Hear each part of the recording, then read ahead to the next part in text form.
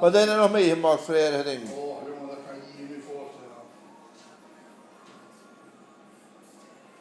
Dat kan je je echt niet voorstellen.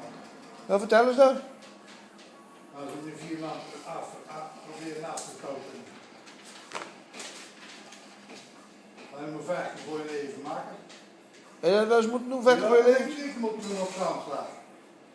En toen waren 3 van die helden liepen weg. En de andere, dan kan je op de poort nog zien de littekens ervan. En die kwam ik dan 14 dagen later, zat ik die aan van Til in de café. En ik wist precies wie het was. Het was zo'n gereformeerd, niet?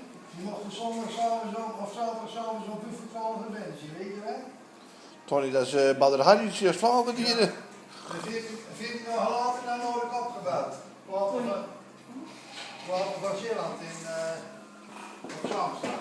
Ja, van Til zat erin. Oeh. Ja, van Til zat erin. En Ja, vertel, wie is dat? ja, dat vroeger bedien. Het café. Ja, het café. De Walter van Zeeland. Op Zandstad. En daar kwam ik nodig.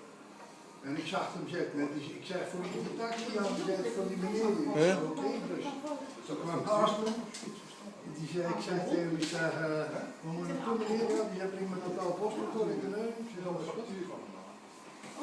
Maar ik denk net dat ik hem niet ken. En ik reed de Hulmstraat in. Die zei, hier niet verkeerd. Ik zei, nee, ik zei, ik ben helemaal niet verkeerd. Ik zeg, meneer van Plasje niet tegen. Die loopt op, ik stap uit, ik loop op, ik doe de deur op, pak naar vast. En dan moest die man nog betalen, 25 euro. Dat was toen de tijd van de houders. Dan heb ik hem eens afgetoond het maken. Ik zeg, dan ga je nog eens even betalen. Maar misschien niet overdreven. Die waren nog zo groot. Ja, maar dat was misschien een kind. En dat was geen kind. En trouwens,